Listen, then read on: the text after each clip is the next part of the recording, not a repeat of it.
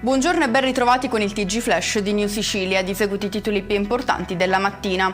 In apertura all'inchiesta sui presunti appalti truccati a Palermo, annullato il sequestro del denaro trovato in casa di Salvatore Cuffaro, ex presidente della regione siciliana. La somma di circa 80.000 euro sarebbe di provenienza lecita, mancherebbero dunque i presupposti per il provvedimento.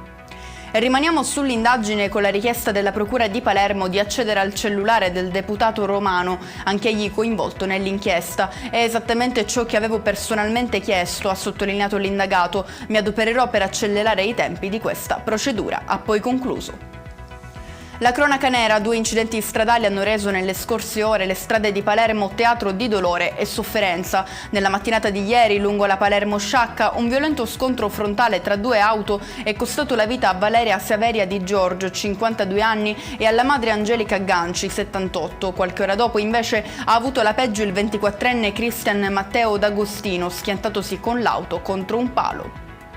Ci spostiamo a Marsala, in provincia di Trapani, chiesto il rinvio a giudizio per l'imprenditore Pietro Barraco, liquidatore della società BPL Trasporti. L'uomo non avrebbe trasmesso telematicamente le dichiarazioni fiscali obbligatorie. Chiudiamo con l'ultimo saluto a padre Salvatore Resca, viceparroco della Chiesa dei Santi Pietro e Paolo, deceduto ieri a Catania all'età di 90 anni. I funerali saranno celebrati nel pomeriggio di oggi dall'arcivescovo Renna. E con questo è tutto, prossimo appuntamento stasera alle 19:30. Grazie per averci seguito, buon proseguimento di giornata.